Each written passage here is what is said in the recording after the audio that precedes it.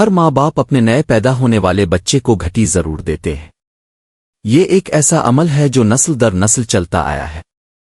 لیکن کیا اب جانتے ہیں کہ اس روایت کی اصل کہانی کہاں سے شروع ہوئی تھی؟ اور کیا واقعی گھٹی دینے والے کی تاثیر اس بچے میں اتر جاتی ہے؟ یہ سوال صدیوں سے خاموش ہیں، لیکن آج ہم ان سوالوں کے جواب ڈھونڈنے کے سفر پر نکلنے والے ہیں۔ کسی پرانے گاؤں کا منظر سوچو، جہاں ایک نوزائیدہ کی پہلی سانس کے ساتھ گھر کے بزرگ دھیمی آواز میں دعا پڑھتے ہیں اور ایک چھوٹی سی چمچ سے گھٹی دی جاتی ہے۔ کہیں وہ شہد ہے، کہیں کسی بزرگ کے ہاتھوں سے تیار کی گئی وہ میٹھی دوا، کہیں وہ کھجور کا رس، اور کہیں کسی جڑی بوٹی کا نچوڑ۔ سب جگہ ایک ہی عقیدہ کہ یہ گھٹی بچے کے نصیب میں خیر اور زندگی میں برکت لے کر آئے گی۔ لیکن کب سے؟ یہ عقیدہ کب پیدا ہوا؟ کس نے سب سے پہلے سوچا کہ ایک میٹھی گھٹی بچے کی تقدیر بدل سکتی ہے؟ کیا یہ عمل صرف محبت کا اظہار تھا؟ اس کے پیچھے کوئی روحانی پیغام چھپا ہوا ہے؟ گھٹی کی یہ رسم اتنی پرانی ہے کہ اس کا نشان تاریخ کے ہر دور میں نظر آتا ہے، کبھی مذہب کے نام پر، کبھی ثقافت کے نام پر، کبھی دعا کی صورت میں، اور کبھی ایک روایتی ذمہ داری کے طور پر۔ لیکن سوال وہی رہتا ہے، کیا یہ روایت صرف ہمارے دیس کی ہے؟ پوری انسانیت کی فطرت کا حصہ ہے؟ کیا یہ عمل اسلام سے شروع ہوا؟ اسلام نے اس پر کوئی نئی روشنی ڈالی؟ اور اگر یہ اسلام سے پہلے کی ہے تو اسلام نے اس میں کیا بدلا؟ کیا اسے رد کیا، اسے پاکیزگی عطا کی؟ گھٹی دینے والے لوگ مانتے ہیں کہ ان کے ہاتھوں کی تاثیر بچے کے دل میں آتر جاتی ہے، کہ اگر نیک ہاتھ گھٹی دیں تو بچہ نیک نصیب ہوگا، اور اگر برے ہاتھ دیں تو انجام کچھ اور۔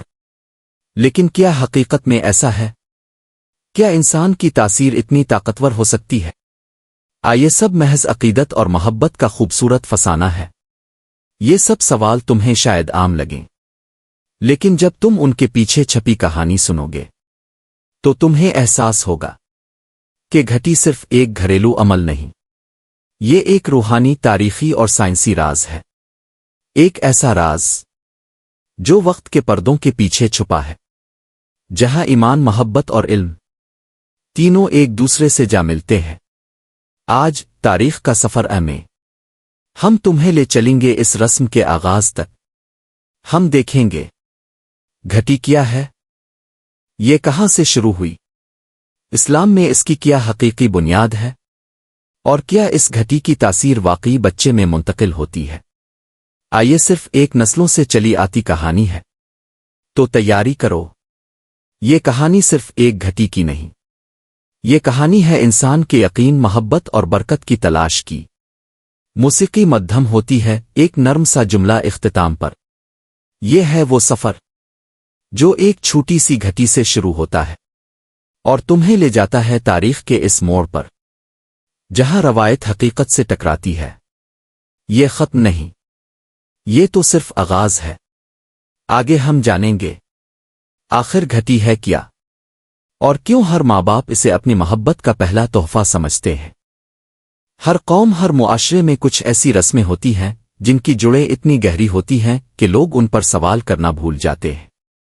انہی رسومات میں سے ایک ہے گھٹی دینا، ایک ننھے نوزائیدہ بچے کو زندگی کے پہلے ہی لمحوں میں کچھ پلانا، کچھ مٹھاس، کچھ برکت اور کچھ عقیدہ۔ لیکن آخر یہ گھٹی ہے کیا؟ کیا یہ صرف ایک میٹھی چیز ہے؟ یہ کسی روحانی نسبت کی علامت ہے؟ بظاہر یہ معمولی سا عمل لگتا ہے، کوئی شہد میں انگلی ڈبوتا ہے، کوئی کھجور سے نرم کر کے بچے کے ہونٹوں پر لگاتا ہے، مگر اس عمل کے پیچھے ایک بڑی نیت، ایک عقیدہ اور ایک روحانی احساس چھپا ہوتا ہے۔ گھٹی ایک ایسا پہلا لقمہ جو بچے کے نصیب سے جڑ جاتا ہے۔ یہ وہ لمحہ ہے جب ماں باپ سوچتے ہیں کہ جس کے ہاتھ سے گھٹی دی جائے، اس کی نیکی، اس کی تسبیح، اس کی عبادت، سب کچھ اس بچے کے اندر آتر جائے۔ کچھ لوگ کہتے ہیں کہ گھٹی صرف علامت ہے، برکت اور محبت کی نشانی، لیکن بہت سے گھرانوں میں یہ عمل ایک ایمانی عقیدے کی صورت اختیار کر چکا ہے۔ ایسا عقیدہ کہ لوگ گھٹی دینے والے کو بڑے غور سے چنتے ہیں، کوئی بزرگ، کوئی حافظ قرآن، کوئی نیک صالح شخص، کیونکہ ان کا ماننا ہے کہ جس نے گھٹی دی، اس کی تاثر، اس کی نیت، اس کی روشنی بچے میں سرایت کر جاتی ہے۔ یہی وجہ ہے کہ بعض مائیں چاہتی ہیں کہ گھٹی کسی نیک روح کے ہاتھ سے ہو، تاکہ ان کے بچے کا دل بھی نور سے منور ہو جائے۔ اور بعض لوگ سمجھتے ہیں کہ یہ صرف ایک روایت ہے جس کا تعلق محبت اور خاندان کی قربت سے ہے، نہ کہ روحانی اثر سے۔ مگر سوال یہیں سے جنم لیتا ہے، یہ عقیدہ، یہ عمل آخر شروع کہاں سے ہوا؟ کب پہلی بار کسی نے اپنے نوزائیدہ بچے کو گھٹی دی؟ کیا یہ مذہبی روایت تھی یا محض ایک معاشرتی رواج؟ یہ جاننے کے لیے ہمیں وقت کے پردوں کو چیر کر ماضی کی گلیوں میں واپس جانا ہوگا، جہاں سے گھٹی کی کہانی نے جنم لیا۔ آئیے اب چلتے ہیں اس دور کی طرف جہاں سے گھٹی کی تاریخ کا آغاز ہوا، اور دیکھتے ہیں کہ یہ میٹھا سا لقمہ انسانیت کی روایت کیسے بنا۔ گھٹی دینا آج ایک عام سا عمل لگتا ہے، لیکن اگر آپ وقت کے دھارے میں پیچھے جائیں تو یہ روایت انسانیت کی ابتدائی تاریخ سے جڑی دکھائی دیتی ہے، جب بچے کی پیدائش محض ایک جسمانی نہیں بلکہ روحانی واقعہ سمجھا جاتا تھا۔ قدیم زمانوں میں مختلف تہذیبوں میں بچے کی پیدائش کے بعد پہلا لقمہ ایک مقدس علامت تھا۔ مصر کی قدیم تہذیب میں نوزائیدہ کے لبوں کو شہد میٹھی جڑی بوٹیوں سے چھوا جاتا، یہ زندگی کی مٹھاس اور خدا کی عنایت کا نشان سمجھا جاتا تھا۔ یونانی تہذیب میں بچے کے منہ میں زیتون کا تیل لگایا جاتا تھا تاکہ وہ پاکیزگی اور امن کی نشانی کے ساتھ دنیا میں قدم رکھے۔ اور عرب معاشرے میں اسلام سے پہلے بھی عرب لوگ بچے کو میٹھی چیز چکھنا باعث برکت سمجھتے تھے۔ وہ سمجھتے تھے کہ جو شخص بچے کو گھٹی دے گا، اس کی خوشبو، اس کا کردار اور اس کی نیت اس ننھی جان کے نصیب کا حصہ بن جائے گی۔ یہی سوچ بعد میں اسلامی دور میں آ کر ایک روحانی شعور میں بدل گئی۔ اسلام نے اس روایت کو ایک نئی سمت دی، جہاں یہ صرف محبت خاندان کی علامت نہیں رہی، بلکہ ایک ایمانی شعور کی صورت اختیار کر گئی۔ پہلی بار جب ہم اسلامی تاریخ میں گھٹی جیسے عمل کا ذکر دیکھتے ہیں، وہ ہے تہبیک، یعنی بچے کے منہ میں کھجور چبا کر لگانا۔ یہ وہی عمل تھا جس میں ایک نبا برحق نے نوزائیدہ بچوں کے لبوں کو کھجور سے چھو کر برکت دی۔ یہاں سے گھٹی ایک عام رسم نہیں بلکہ سنت کی خوشبو لے کر پھیلی۔ لیکن یاد رکھو، اسلام نے کبھی بھی اندھی تقلید کو نہیں اپنایا۔ یہ عمل روحانی بھی ہے، مگر اس کا مقصد صرف برکت نہیں بلکہ نیت، طہارت اور محبت کا مظاہرہ ہے۔ مگر پھر سوال اٹھتا ہے، کیا ہر گھٹی دینے والا واقعی اپنی تاثیر بچے میں منتقل کر دیتا ہے؟ کیا نیت اور تسبیح کا اثر اس میٹھے لقمے سے گزر کر بچے کے دل تک پہنچتا ہے؟ آئیے صرف ایک روحانی سوچ ہے جو نسلوں سے چلی آ رہی ہے۔ یہ وہ سوال ہے جس نے اس روایت کو محض رسم اسے عقیدہ تک پہنچا دیا۔ یہ سوال صدیوں سے ماں باپ کے دلوں میں گونج رہا ہے، کیا واقعی گھٹی دینے والے کی تاثیر بچے میں اتر جاتی ہے؟ کیا اس کے اعمال، نیت اور کردار کی روشنی ایک لقمے کے ذریعے اس ننھی جان میں منتقل ہو سکتی ہے؟ اگر ہم دل سے پوچھیں تو ہر ماں کا جواب ہوگا ہاں، یقیناً، کیونکہ ماں کی دنیا میں دعا، عقیدہ اور احساس سب ایک ساتھ چلتے ہیں۔ لیکن اگر ہم عقل سے پوچھیں تو یہ سوال محض ایمان نہیں، ایک روحانی پہلی بن جاتا ہے۔ اسلام نے ہمیشہ ایمان اور علم کو ساتھ لے کر چلنے کی تعلیم دی۔ نبی نے تبنیت کا جو عمل فرمایا وہ صرف جسمانی نہیں تھا، وہ نیت کی تعلیم تھی۔ آپ نے بتایا کہ ہر عمل کی قبولیت نیت سے ہے، یعنی اگر گھٹی دینے والا نیک نیت رکھتا ہے، اللہ سے خیر مانگتا ہے اور بچے کے لیے پاکیزہ دعا کرتا ہے، تو وہ نیت خود ایک تاثر بن کر بچے کی تقدیر میں شامل ہو جاتی ہے۔ یہ تاثیر ظاہری نہیں، روحانی ہوتی ہے۔ یہ وہ اثر ہے جو ماپنے سے نہیں، محسوس کرنے سے سمجھ آتا ہے۔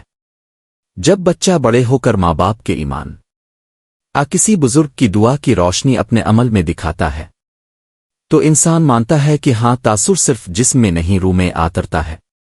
مگر یہاں ایک بات بہت ضروری ہے، اسلام میں کوئی جادو اندھی تقلید نہیں۔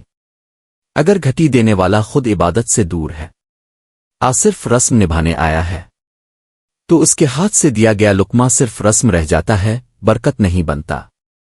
یہاں سے فرق واضح ہوتا ہے۔ تاثیر ہاتھوں میں نہیں نیت میں ہوتی ہے۔ برکت اس انگلی میں نہیں جو گھٹی دیتی ہے، بلکہ اس دل میں جو دعا کے ساتھ دیتی ہے۔ اور شاید یہی وہ نقطہ ہے جسے ہم بھول گئے ہیں۔ ہم نے رسم تو یاد رکھی مگر اس کا مقصد بھلا دیا۔ ہم نے کھجور تو رکھی مگر دعا نہیں۔ ہم نے نام نیکوں کا لیا مگر نیت اپنی بھول گئے۔